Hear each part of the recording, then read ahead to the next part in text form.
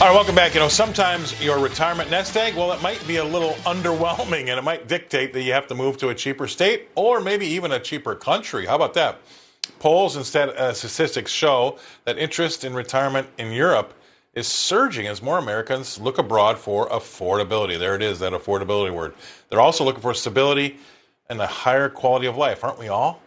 European destinations such as Portugal, Italy, Greece, Spain, and France check many boxes, offering the possibility of lower living expenses, strong public health care, and accessible residency pathways. Heck, they may even be better on taxes, depending on where you're coming from, obviously. Polling from Monmouth University and Gallup shows that the percentage of people aged 55 and older who want to leave the country is now 17%, and that's 4 times as high as it was back in 1974 when it comes to retiring. Let's take Portugal, for example. The cost of living per month for a single person, excluding rent, is around $592, whereas in the U.S., it's $1,166, pretty much double. Rent in Portugal is about 40 to 50% cheaper than the average rent across America. So the one thing that isn't really addressed here, they mention it, but in my eyes, I think the biggest factor really is healthcare. They do mention it, but it doesn't get anywhere near, I think, the most important when it comes to retiring. So my next guest, he has to factor all this stuff in, I'm sure, when he speaks to his clients. Welcome into the show, Mr. Craig Bolanos. He's a co-founder and wealth advisor at VestGen Wealth.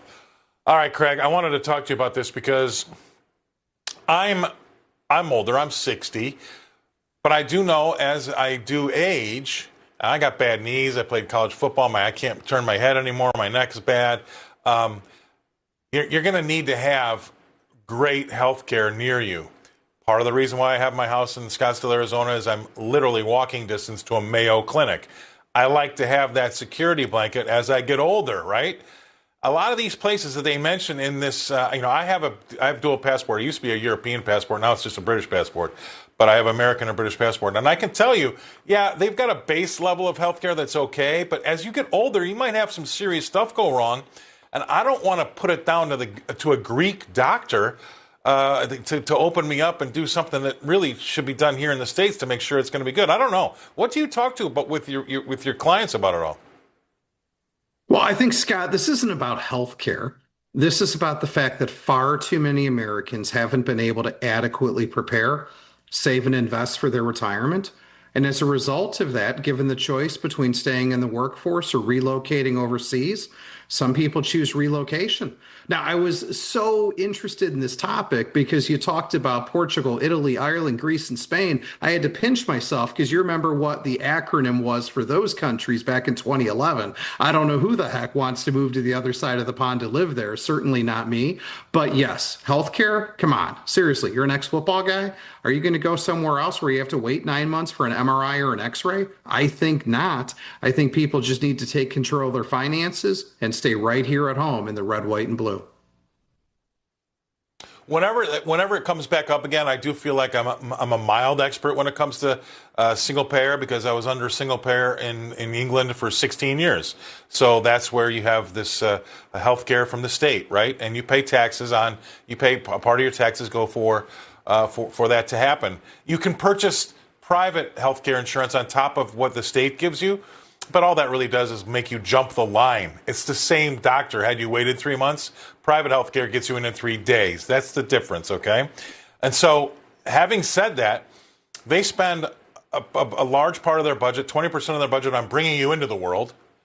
And then they spend probably 20% of the budget on helping you exit the world, right? So there's 60% of that budget that they look after. That's the entire country has got 60% of the budget kind of for your everyday broken arm, broken leg, blown knee out. That, there is a big weight to get that done for free. Now, it's not free. You pay taxes for it, but I would not put that down. I would not roll the dice when it came to going to a different country. I mean, look, I plan on spending 3 months a year in England. I love it out there.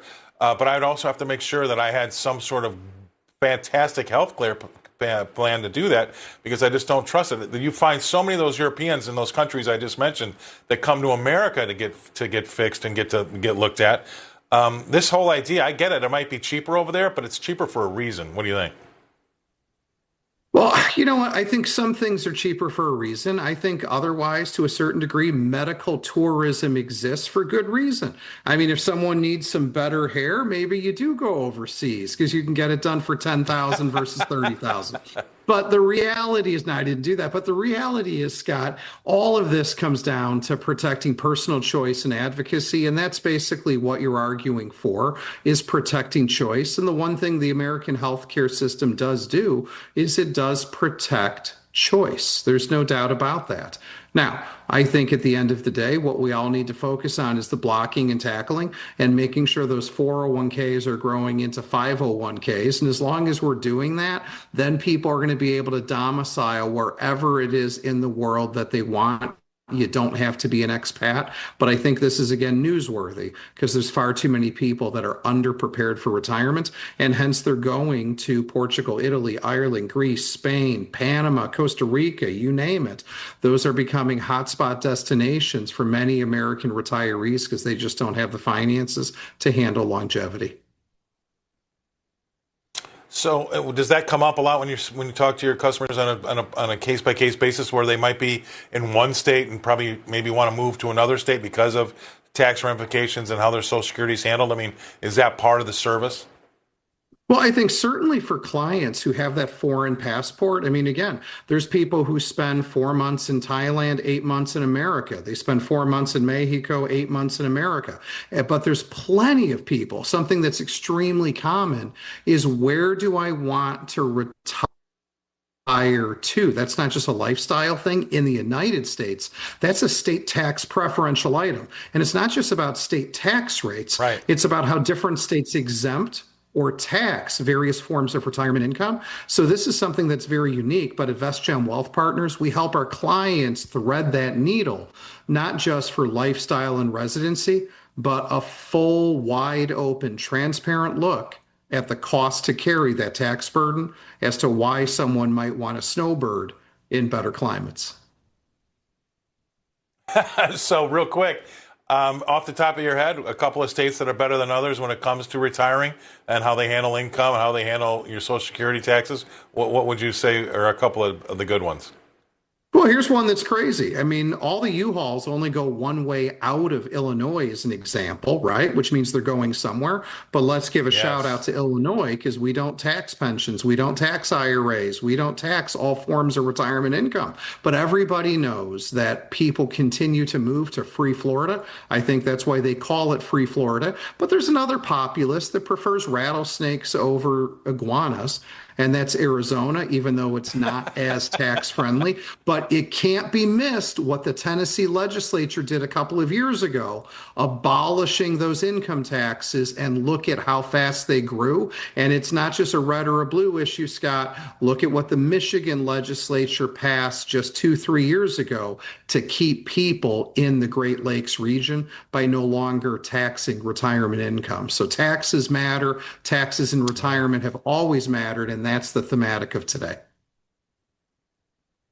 Awesome to have you on, brother. You always say something great. People have to tape what you say and go back and listen again. There's so much information there. Thank you very much, Craig. Craig Bolanos coming to us from Chicago. He's